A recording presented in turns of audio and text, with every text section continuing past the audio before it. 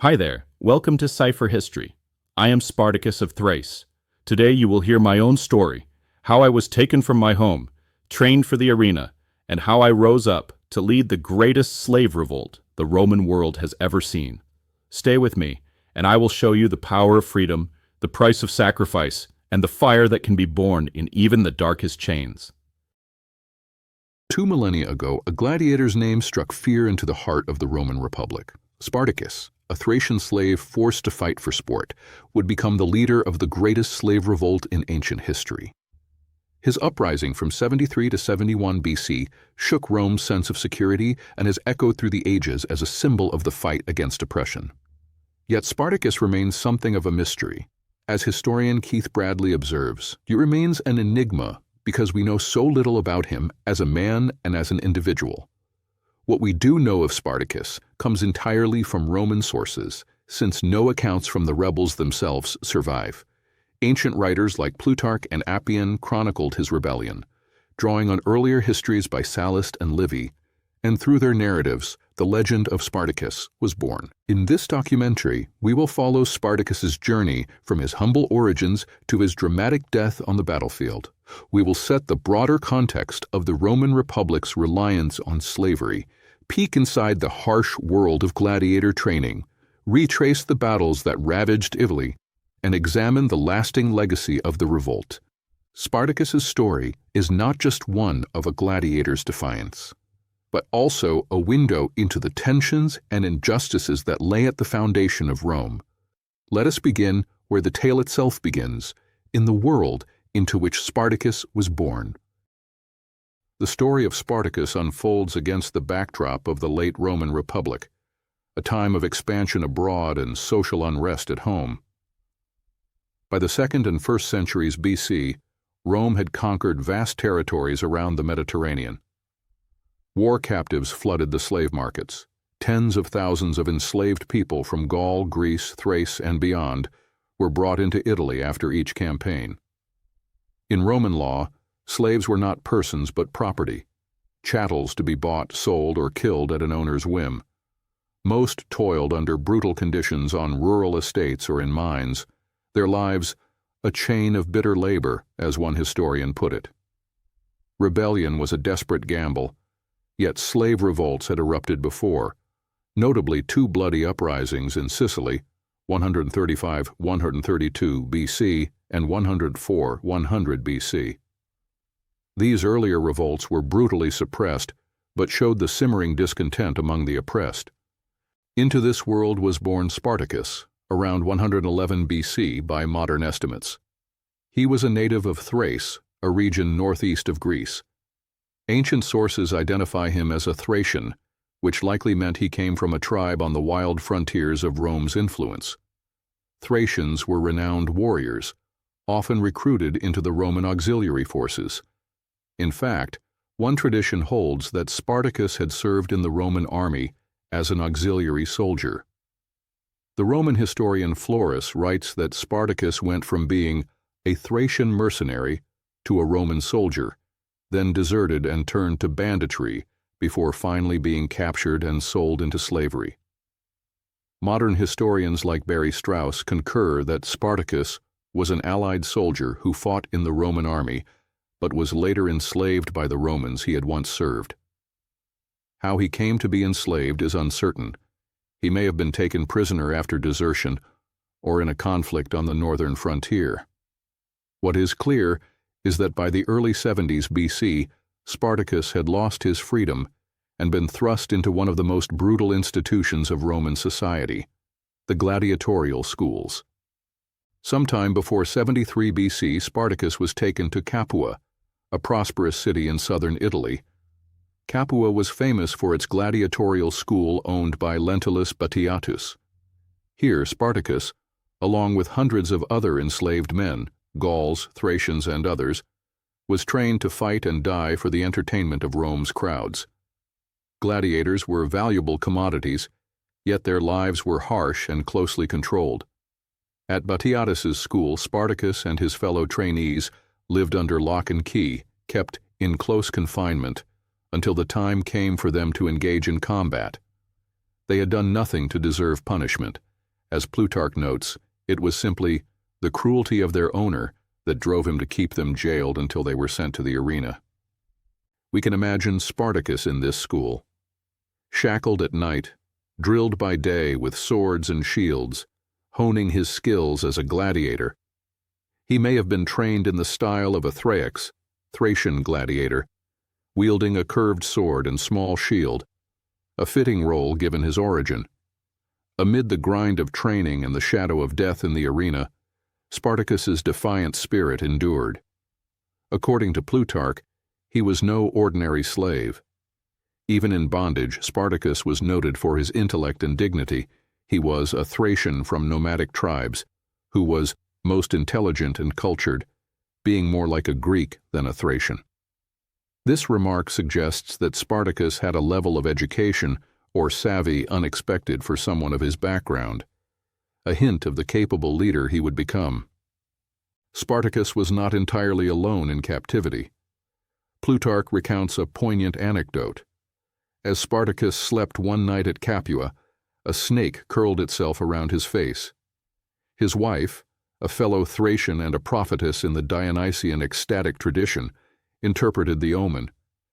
She declared that it foretold a great and formidable power in Spartacus's future, a destiny that would ultimately end in tragedy. This unnamed woman was by Spartacus's side during his time at the Gladiator school and shared in his fate when the rebellion began.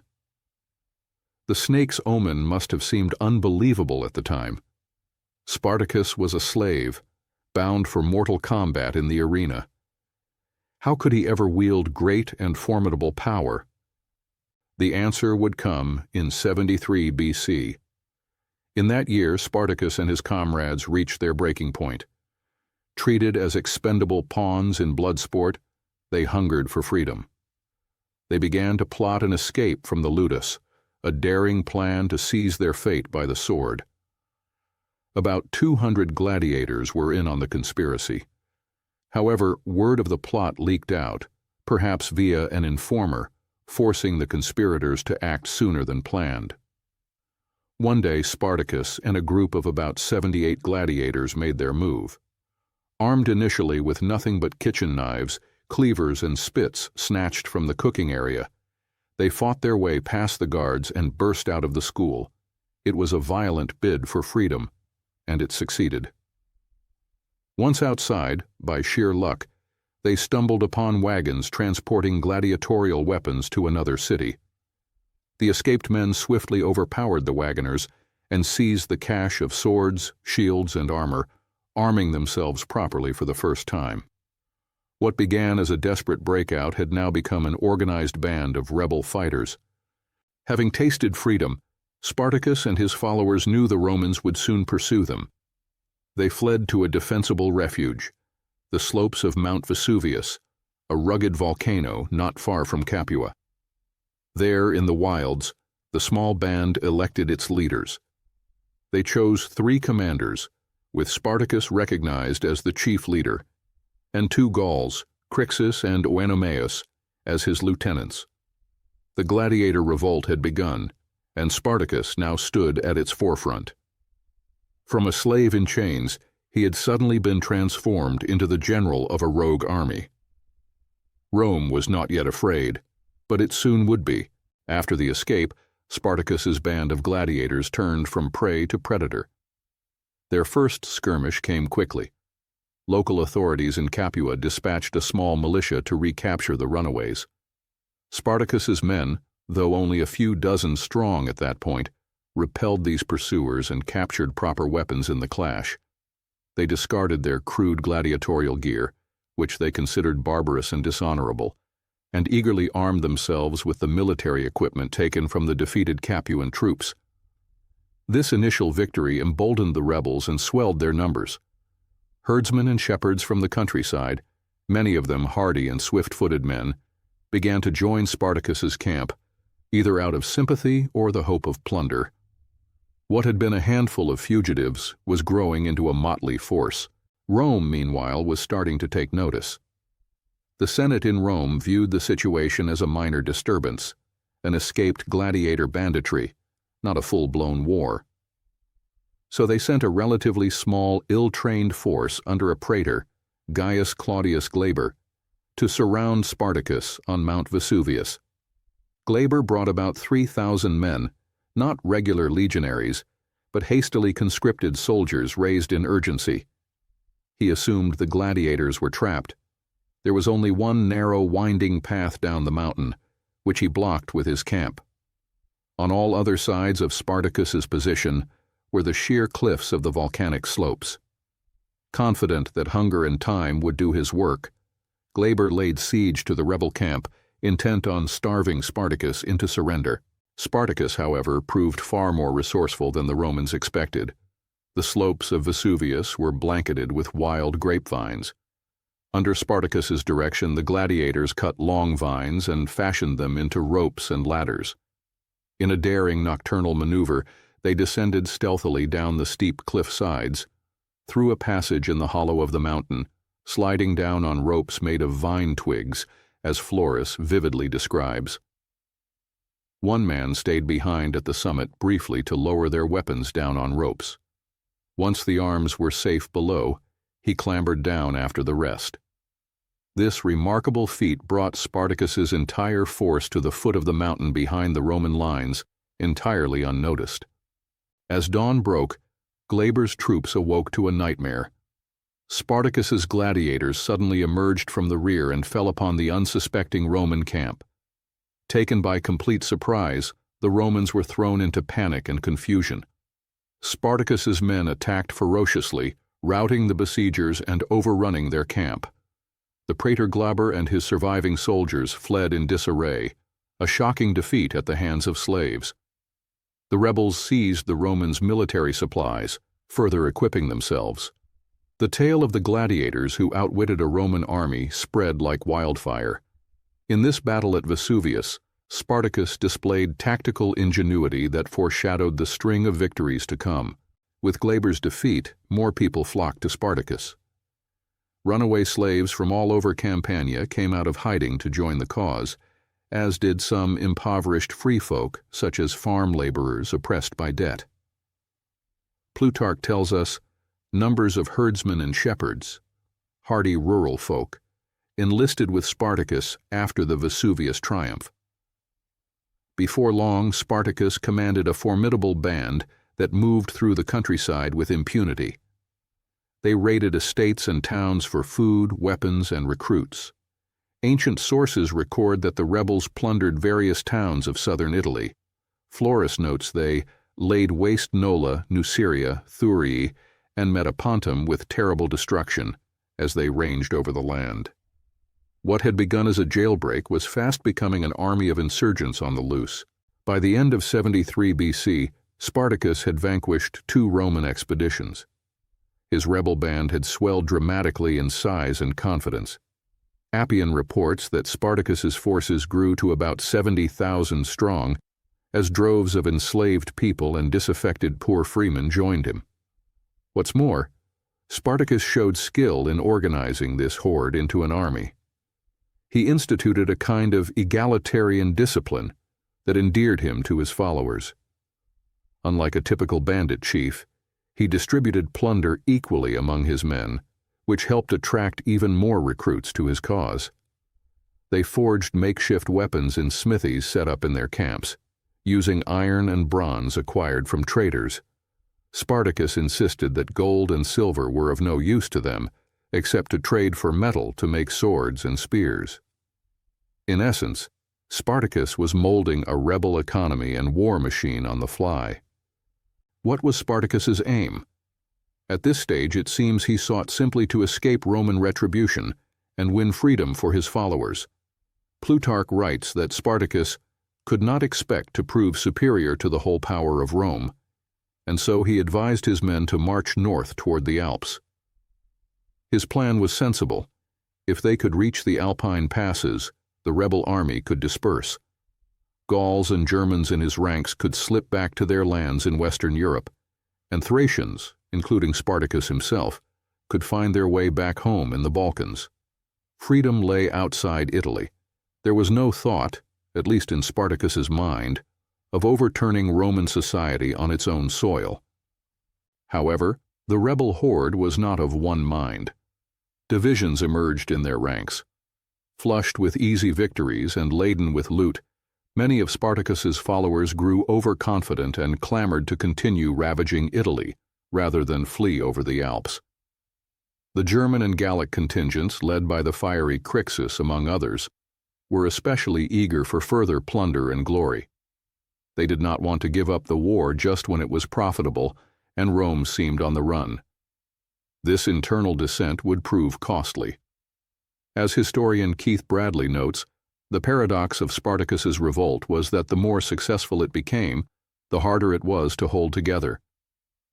The more successful Spartacus was with the numbers of his followers, the more difficult it became to achieve a common goal. And this was the undoing, Bradley explains. By early 72 BC, Spartacus's coalition began to fracture under its own weight. In the spring of 72 BC, Spartacus attempted to carry out his plan of marching north toward freedom. He began moving his enormous ragtag army up the Italian peninsula. But almost immediately, a split occurred. Crassus and a portion of the rebel force, perhaps 30,000 strong, mostly Gauls and Germans, broke off from Spartacus's main body.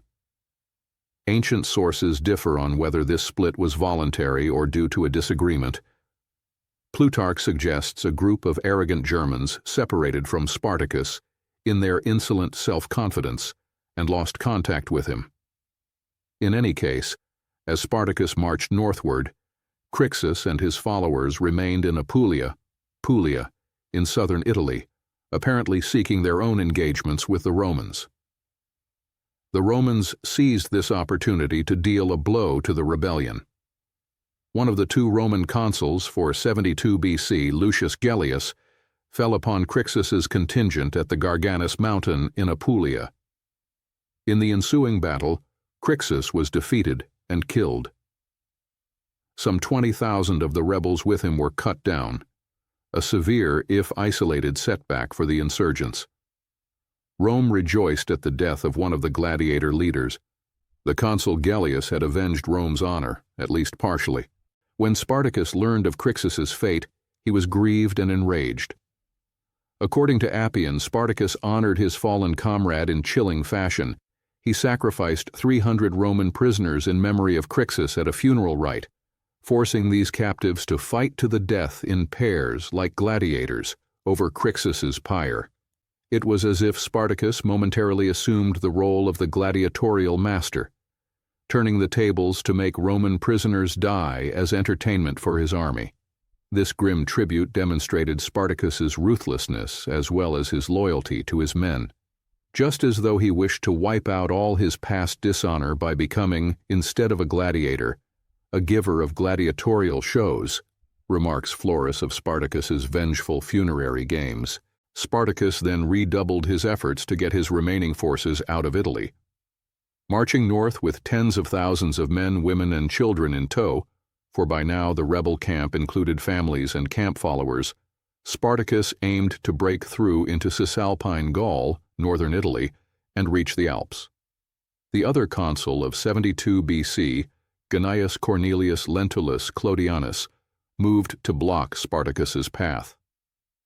Lentulus brought his legions to bear from the north, while Gellius's forces pressed from behind, trying to catch Spartacus in a vice. But Spartacus astounded them yet again. He wheeled on Lentulus's advancing legions and defeated the consular armies in detail, one after the other. Plutarch recounts that Spartacus first attacked and routed Lentulus's lieutenants, seizing all their equipment, and then when a Roman governor, Gaius Cassius, tried to stop him near Mutina, Modena, in Cisalpine Gaul, Spartacus defeated Cassius as well, forcing Cassius to flee after heavy losses.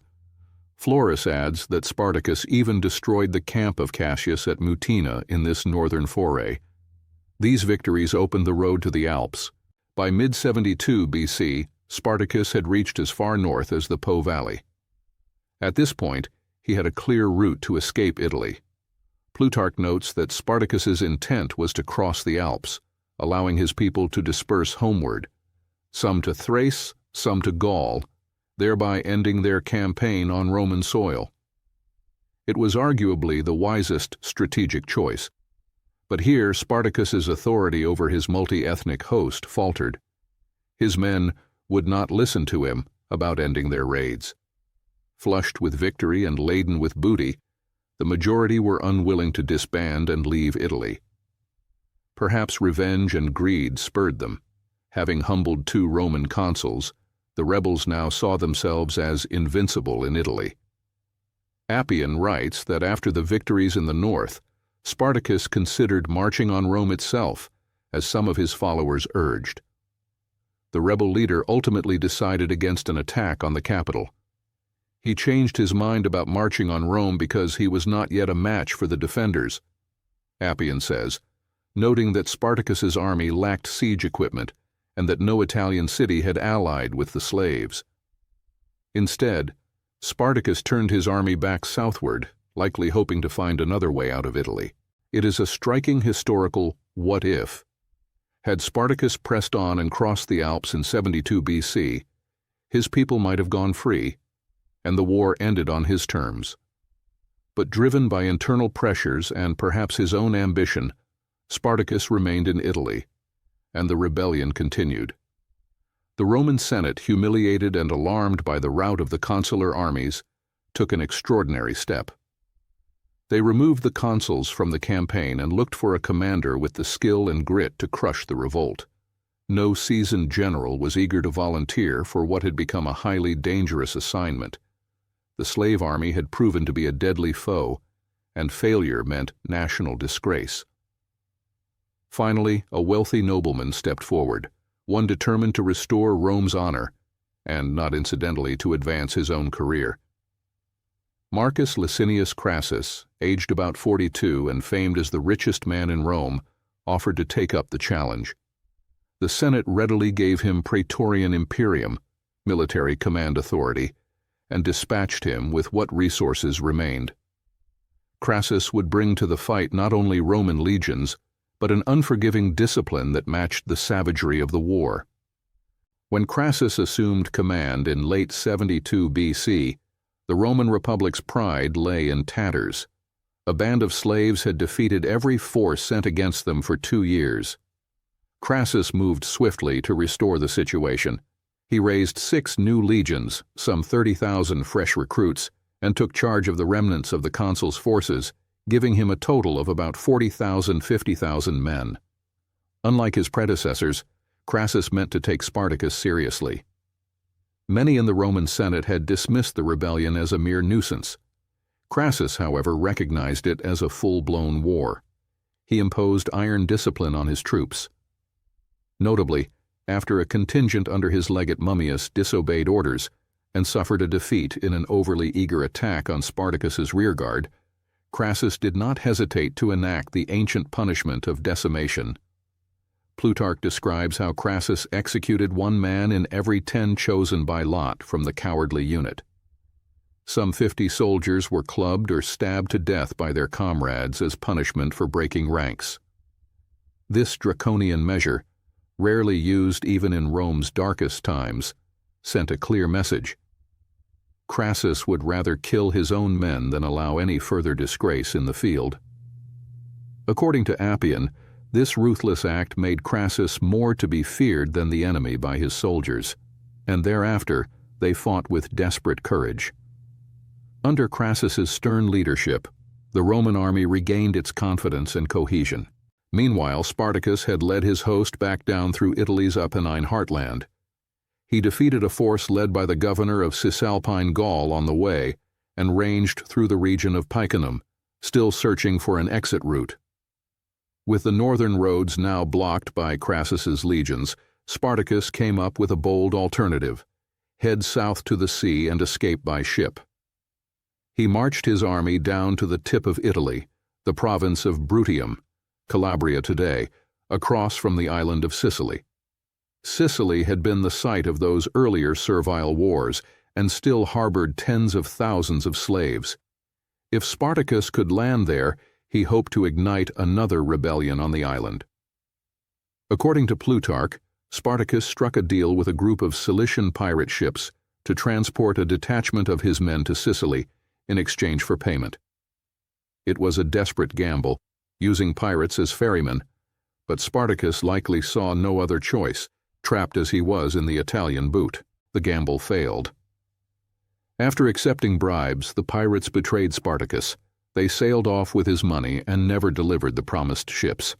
The rebels were stranded on the mainland, and now Crassus closed in. Upon reaching Bruttium, Spartacus and his army found themselves cornered on the Rhegium Peninsula near the Strait of Messina. Sensing his prey was trapped, Crassus undertook a massive engineering feat. He began building a wall and trench fortification across the peninsula to hem the rebels in. In an astonishingly short time, his legions dug a ditch approximately 50 kilometers, over 30 miles long, from coast to coast, and raised ramparts to block any escape by land. Spartacus's army was now effectively besieged in the toe of Italy, with the sea at their back, Roman legions in front, and no ships to flee on. At first, Spartacus tried to mock or ignore these fortifications, but soon the rebels began to suffer. With Crassus's lines preventing foraging, supplies ran low in Spartacus's camp. Winter was approaching, bringing cold and hunger. Spartacus's situation was growing dire. In a fierce wind-swept night, as snow fell, he made one last daring bid to escape Crassus's trap. The rebels gathered all the timber and earth they could and filled a section of Crassus's ditch, laying down makeshift causeways. Through the blinding storm, Spartacus led a breakout. Reportedly, about a third of his army managed to force their way through a weak point in the Roman lines. Though he lost many men in the attempt, Spartacus, and tens of thousands of his followers, broke free of the siege, once more roaming Lucania, Basilicata. Crassus was astonished, but the net was tightening. Spartacus could run, but with the Roman legions shadowing his every move and the sea blocked, he could not run far. At this stage, disunity again plagued the rebels. A large contingent of Gauls and Germans split off, or lagged behind, from Spartacus, perhaps quarreling over strategy. Plutarch mentions a division that encamped separately as an independent force by themselves, led by men named Castus and Gannicus, likely remnants of Crixus's faction. Sensing an opportunity, Crassus attacked this breakaway group first. He sent 6,000 of his troops to draw the rebels into battle, and when Castus and Gannicus's men engaged, Crassus brought up his main army and annihilated the isolated rebel detachment. In the most stubbornly contested battle of all, up to that point, Crassus's forces killed about 12,300 of the rebels. Plutarch notes that all of them died fighting, with none found wounded in the back. Castus and Gannicus were likely slain in this fight. It was a severe blow to the slave army, but Spartacus himself was not present at that battle. He still remained at large with the core of the rebel host. Not long after, Spartacus won one last small victory. One of Crassus's commanders, Quintus, along with the quaestor Scrofa, led a vanguard force chasing Spartacus into the mountains of Petelia. Spartacus turned on this pursuing Roman detachment and defeated it soundly, even wounding the quaestor Scrofa before the Romans narrowly escaped. This minor triumph, however, bred overconfidence in the rebel ranks yet again. Flushed with pride at having bested part of Crassus's army, Spartacus's followers demanded a full engagement. They would no longer tolerate evasive maneuvers or retreats. They pressed Spartacus to lead them back against the main Roman army to settle the affair once and for all. Crassus, for his part, was eager for a decisive battle as well. The campaign had dragged on far longer than anyone expected. Moreover, an unsettling development pressured Crassus. Pompey the Great, Rome's other superstar general, had just returned to Italy from fighting in Spain. The Senate, worried that Crassus might still fail, had appointed Pompey to bring his veteran legions south to help finish Spartacus. At the same time, another Roman general, Lucullus, was arriving in Brundisium, southeast Italy, from campaigns in the east. Crassus feared that if he delayed, these newcomers would steal the glory of victory. He reportedly lamented having ever asked the Senate for reinforcements, and now rushed to end the war before Pompey or Lucullus could intervene.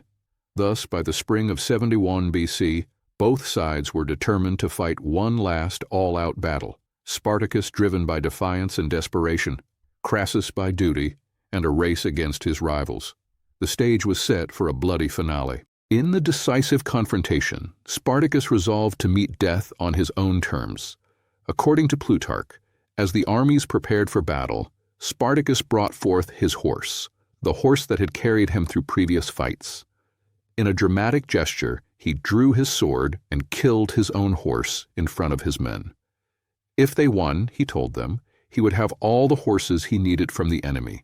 If they lost, he would have no need of a horse at all. By sacrificing his mount, Spartacus signaled that he would stand and fight alongside his soldiers to the bitter end, without any thought of flight.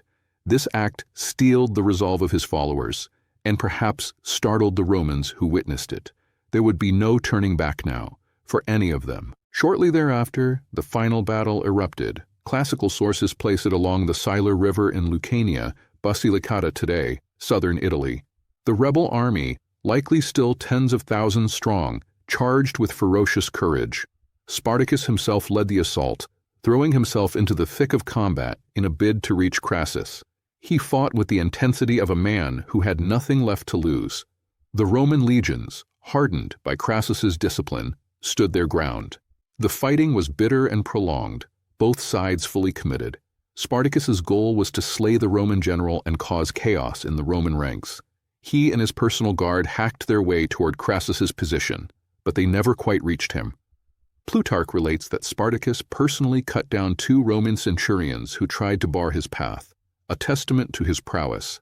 During the fray, Spartacus sustained a grievous wound to his thigh from a spear. Even so, he refused to fall.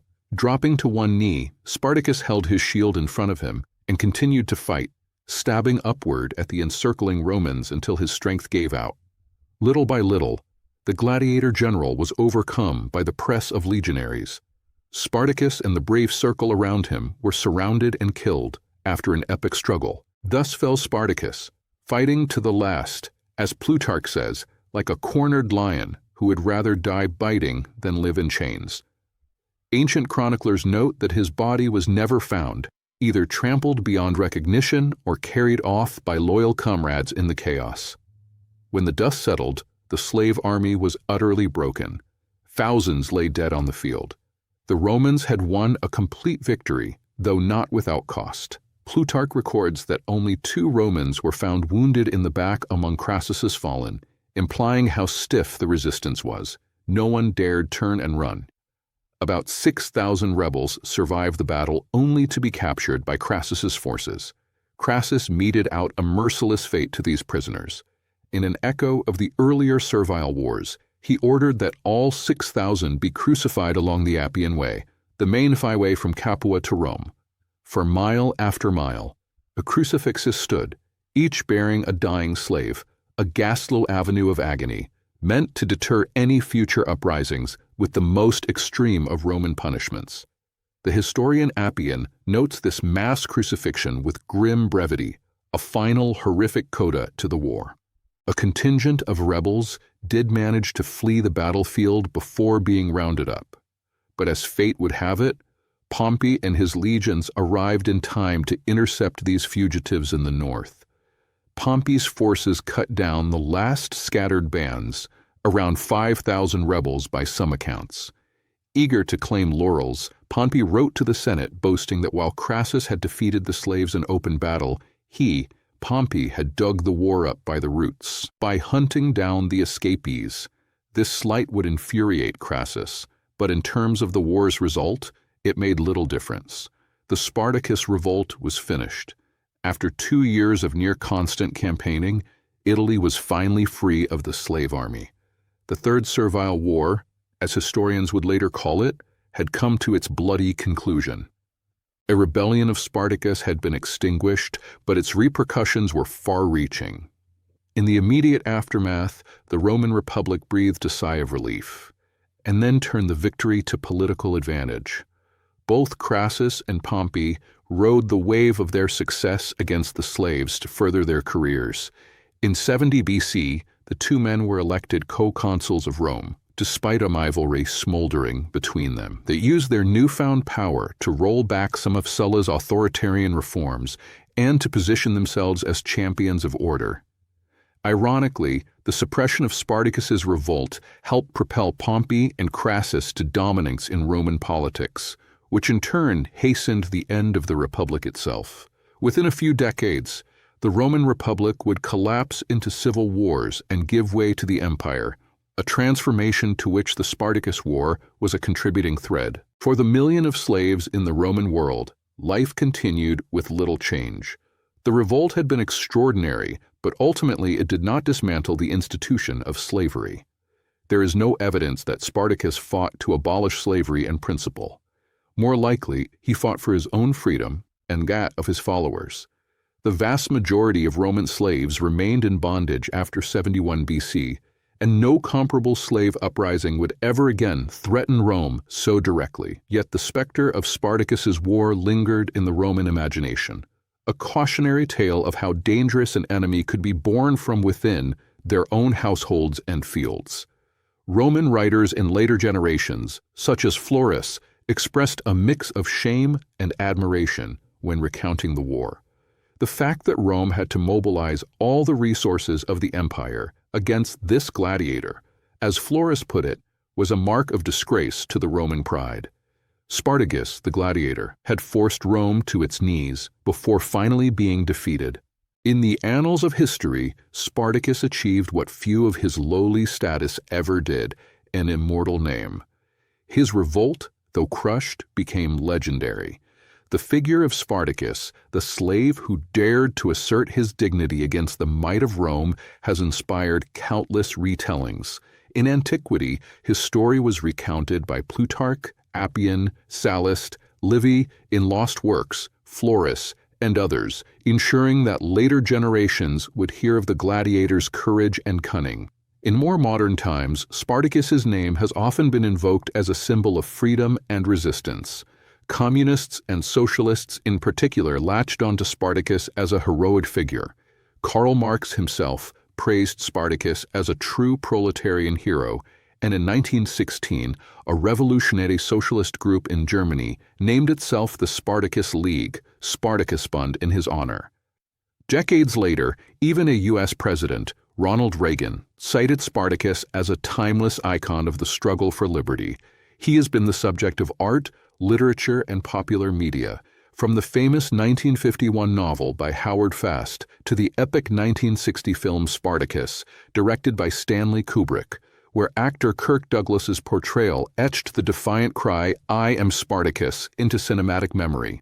The saga of Spartacus is both inspirational and tragic, a man of extraordinary talent and resolve. He rose from the lowest rung of society to confront one of the most powerful states in history. For 2 years, he won dazzling victories and led an improvised army of the downtrodden, coming tantalizingly close to achieving freedom. In the end, he met a warrior's death, weapon in hand, surrounded by foes, and his revolt was extinguished in blood. Yet Spartacus did not vanish into obscurity as most defeated rebels do. His name lived on, growing larger with each retelling, a beacon to all those who yearn for freedom against impossible odds. Spartacus's legacy is the idea that even the most oppressed can challenge injustice. It is the image of a gladiator, back against the wall, who would rather die on his feet than live on his knees. And that idea, that image, has proven far harder to kill than the man himself. Spartacus's story, once a local rebellion on the Italian peninsula, has become a timeless legend, a rallying cry of freedom or death that continues to echo through. This has been the story of Spartacus, gladiator, general, and icon. In examining his life and rebellion, we glimpse not only a dramatic chapter of ancient history, but also enduring questions about slavery, power, and the human thirst for freedom. The rebellion of Spartacus failed on the battlefield, but in the realm of memory, it achieved a victory of its own, ensuring that the gladiator who defied Rome would never be forgotten. The saga of Spartacus is both inspirational and tragic, a man of extraordinary talent and resolve. He rose from the lowest rung of society to confront one of the most powerful states in history. For 2 years, he won dazzling victories and led an improvised army of the downtrodden, coming tantalizingly close to achieving freedom. In the end, he met a warrior's death, weapon in hand, surrounded by foes, and his revolt was extinguished in blood. Yet Spartacus did not vanish into obscurity as most defeated rebels do. His name lived on, growing larger with each retelling, a beacon to all those who yearn for freedom against impossible odds. Spartacus's legacy is the idea that even the most oppressed can challenge injustice. It is the image of a gladiator, back against the wall, who would rather die on his feet than live on his knees. And that idea, that image, has proven far harder to kill than the man himself. Spartacus's story, once a local rebellion on the Italian peninsula, has become a timeless legend, a rallying cry of freedom or death that continues to echo through. This has been the story of Spartacus, gladiator, general, and icon. In examining his life and rebellion, we glimpse not only a dramatic chapter of ancient history, but also enduring questions about slavery, power, and the human thirst for freedom. The rebellion of Spartacus failed on the battlefield, but in the realm of memory, it achieved a victory of its own, ensuring that the gladiator who defied Rome would never be forgotten. Thank you for watching. If you've enjoyed this journey into my life and legacy, give us a thumbs up, subscribe, and ring the bell so you never miss another episode of Cipher History. I want to hear from you. Share your thoughts in the comments below. If you'd stood by my side, what would you have done? Until our next adventure, stay curious and remember, even the smallest spark can ignite the flames of change.